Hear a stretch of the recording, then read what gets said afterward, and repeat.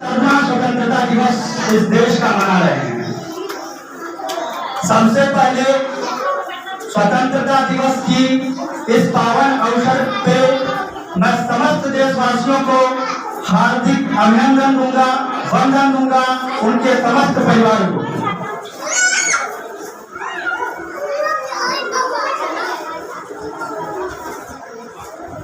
बलिदानियों को लाख लाख वंदन। तुमने दिया देश को जीवन, देश तुम्हें क्या देगा?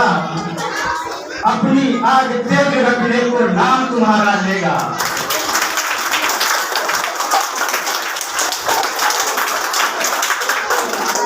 सबसे पहले मैं नमन करना चाहता हूं उन सारे क्रांतिकारियों को जिन्होंने देश के लिए अपना सर्वस्व न्यौछावर कर दिया। लेकिन उस सेनानियों के साथ साथ जन भागीदारी भी जरूरी था। तो हम कह सकते हैं कि पीपल ऑफ इंडिया, भारत का जो जन है, लोग है, जनता है, वो सचमुच में नेशनल हीरो थे आजादी के सक्सेस के, क्रांतिकारियों के साथ साथ। तो people of India is the real national hero behind the success. सबसे पहले मैं इस झंडे के बारे में कुछ कर दूं। यह झंडा जो हम देख रहे हैं कोई मात्र घर कपड़े का टुकड़ा नहीं, जिसे जब चाहा फहरा दिया और जब चाहा झुका दिया, बल्कि हमारे देश राष्ट्र भाव का प्रकट प्रतीक है। हमारी आन बान शान है यह तिरंगा, और इससे कभी भी किसी भी तरह का झुक नहीं सकता। जुल्म के आगे तिरंगा, इस पर बहा सकते हैं हम खून की गंगा।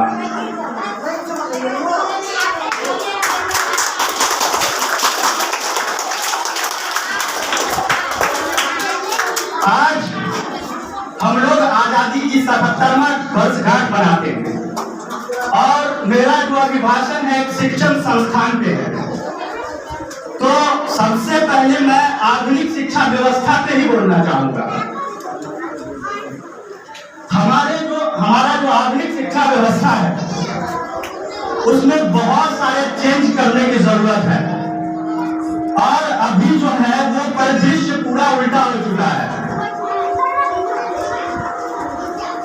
जिसको 349 आना चाहिए मार्क्स, उसको 49 मार्क्स आ रहा है, और जिसको 49 आना चाहिए उसको 349 आ रहा है। उसी तरह से परीक्षा में भी जो टैलेंटेड लड़के हैं, आपके उनका जो है भ्रष्टाचार के द्वारा उनके जो टैलेंटेड लड़के हैं, जिनमें योग्यता है, उनकी योग्यता को दबाया जा रहा है।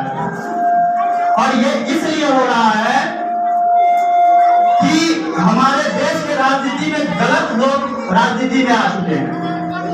तो इसी के कारण से ये हो रहा है। पहले के समय में जो राजनेता वगैरह होते थे, उनका यह सिद्धांत होता था कि नेकी कर दरिया में डाल। वो निस्वार्थ भाव से समाज सेवा करते थे। लेकिन आज के जो नेता है, और उसका परिदृश्य इस तरह से बदल गया है कि नेकी कर फेसबुक पर डाल, नेकी कर सोशल मीडिया पर डाल। हमारे एक क्षेत्रीय नेता है, वो पड़ोसी को पैसा देने गए तो फोटो खिंचवा के फेसबुक पे डाल दिए कि हम समाज सेवा कर रहे हैं। तो दूसरे जो है किसी रोगी के यहाँ गए तो उनके साथ फोटो खिंचवा के डाल दिए। तो वही है कि पहले का जो राजनीति था वो इस तरह का नहीं था। पहले बहुत ही अच्छा राजनेता था। हमारे देश ने राष्ट्रपुरुष महात्मा गांधी को दिया है, और महात्मा गांधी से बड़ा आज तक इस देश में न कोई राम भक्त हुआ है और न कोई राष्ट्रवादी हुआ है।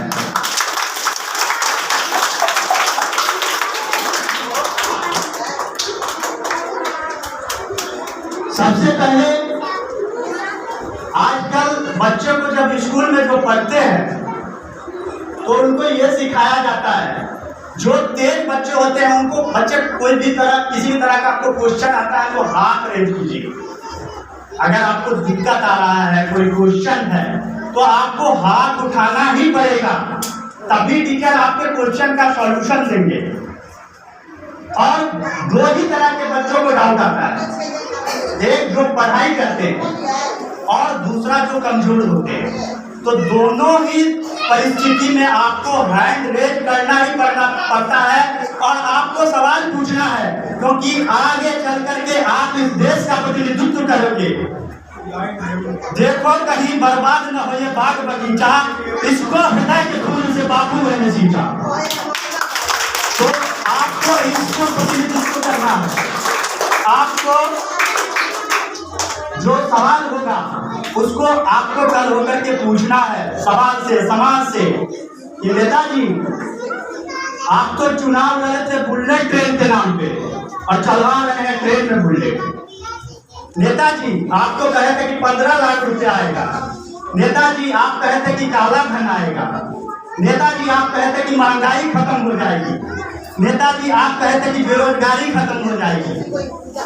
आज का हमारा एजुकेशन सिस्टम इस तरह का है कि जो सबसे अव्वल दर्जे के स्टूडेंट्स होते हैं समाज में, वो इंजीनियरिंग करते हैं। जो टॉप होते हैं वही इंजीनियरिंग करते हैं और वो इंजीनियर बनते हैं। उसके नीचे जो मिडिल क्लास स्टूडेंट्स होते हैं वो कॉमर्स लेते हैं। वो कॉमर्स लेकर के क्या करते हैं, MBA करते हैं। जो बीच वाले होते हैं, जो सेकंड लेवल के स्टूडेंट्स होते हैं, अब MBA के अंदर में इंजीनियर काम कर रहा है। देखिए सिस्टम, देखिए एजुकेशन सिस्टम को कितना बदलने की जरूरत है। जो टॉप है वो इंजीनियर है, अब MBA के अंदर में इंजीनियर काम कर रहा है। उससे जो नीचे होते हैं वो आर्ट लेते हैं, वो IAS IPS बनते हैं। अब वो IAS IPS के अंदर में MBA का लड़का काम करता है जो कि उससे अव्वल है, और MBA के अंदर में इंजीनियर काम करता है।